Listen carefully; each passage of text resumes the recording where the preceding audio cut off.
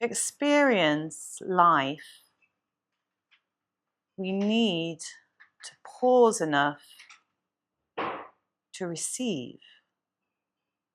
Because I don't know about you, but I'm often here, there, the next thing, that experience, great, the next experience, what's next, blah, blah, blah, go to sleep, doom scroll, watch Netflix, horror films, and then repeat the whole process. And I remember a few years ago on a retreat, this is completely not what I've got written here, by the way. I'm just going to go with this.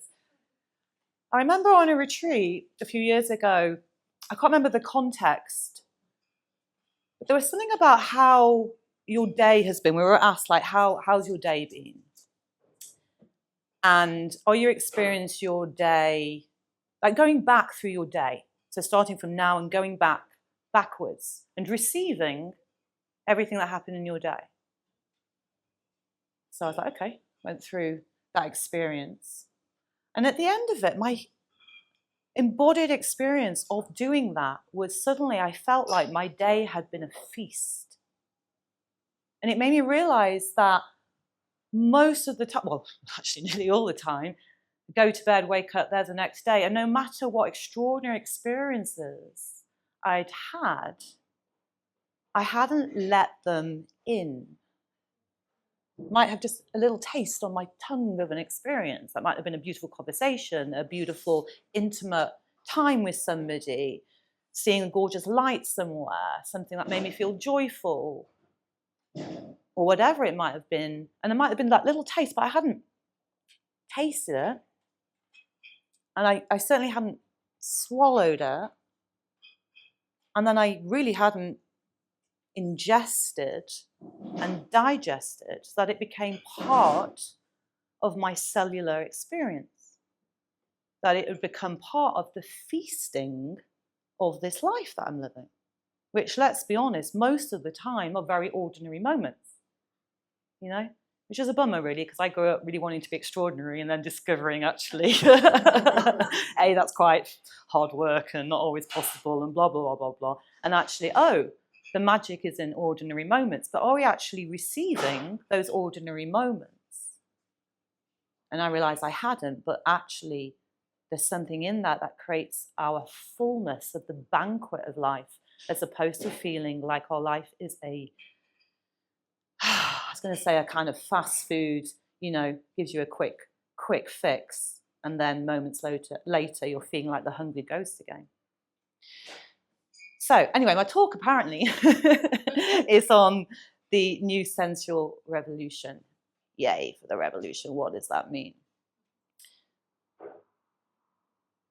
Realizing for me that when I'm in my sensuality, I am in my power, has been the most revolutionary thing for me. My sensuality for me is being here, being present, being in my body with whatever I'm experiencing without trying to push it away, fix, change, and all the stuff that we like to do when, like right now, my heart's beating like this. I'm noticing I'm doing this a little bit. So I'm just going to welcome that as, okay, that's what I am experiencing right now. And now it's making me move a little bit and like, oh, okay, this is quite nice.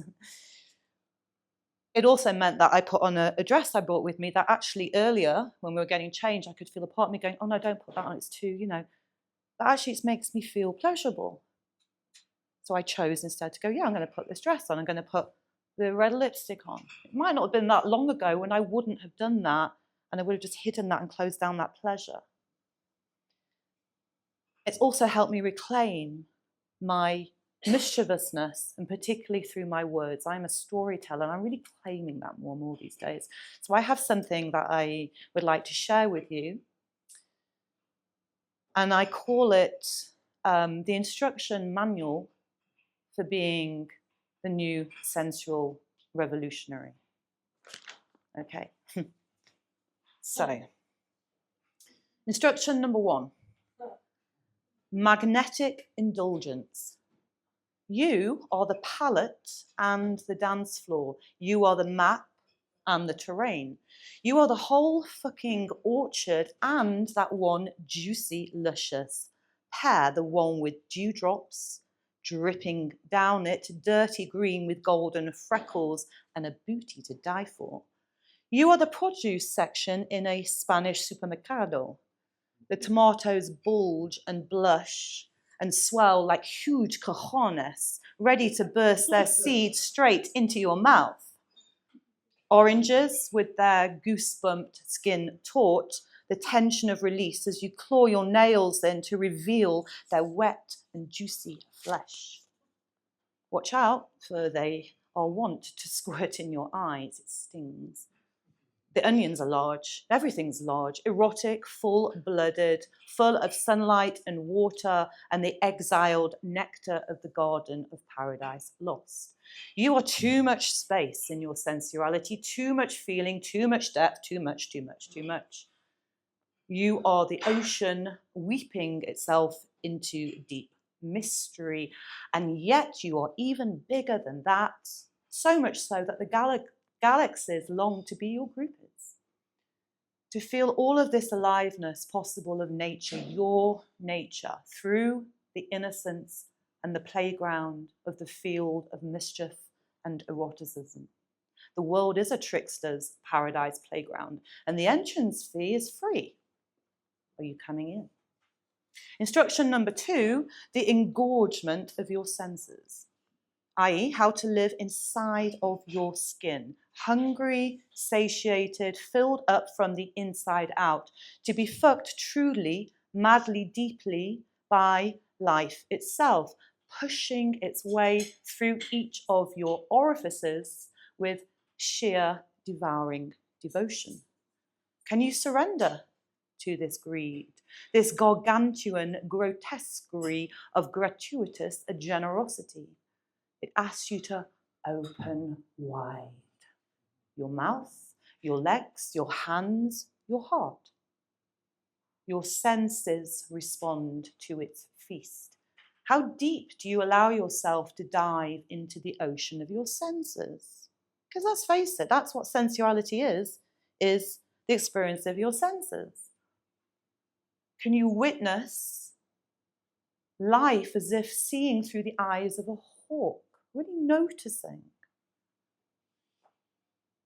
Can you smell via the nose of the most renowned perfumer in the world?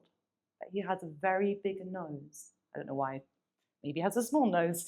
I don't know him personally, or her, or they. But anyway, moving on here.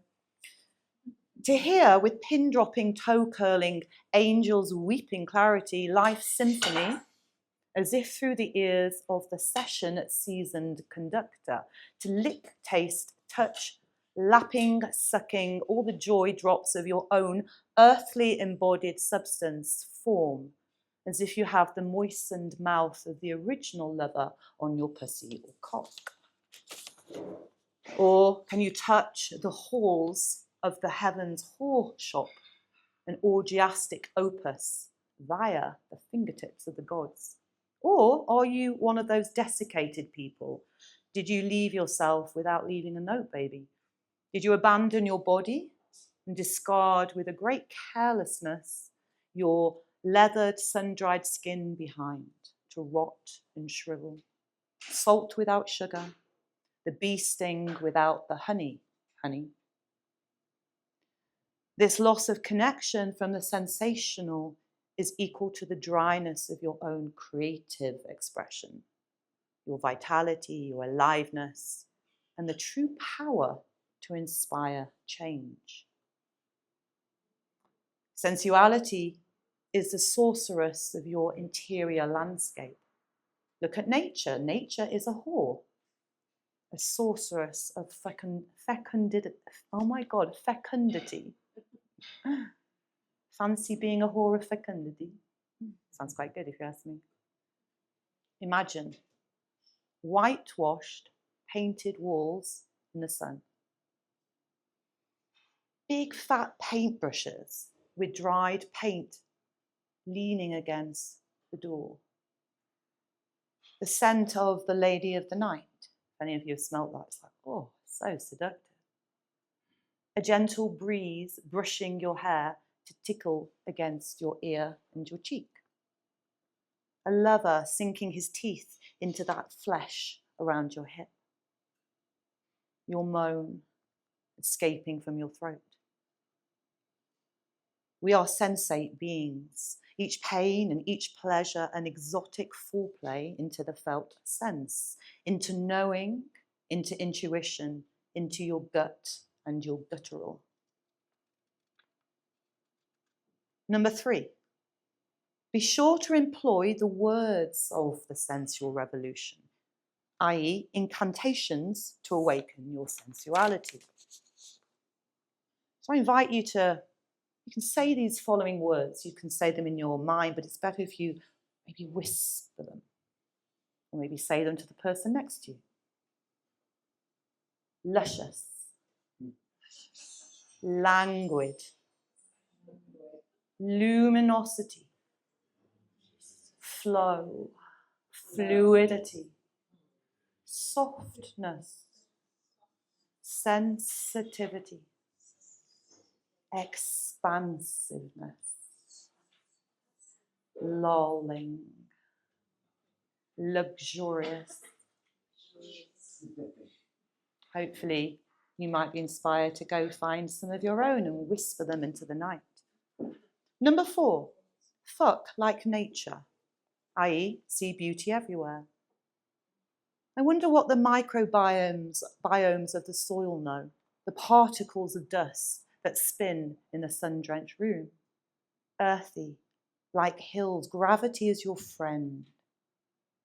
Sensuality takes a certain slowness, an unraveling of the hamster wheel of linear father time. It's the realm of the Empress, Mama Earth.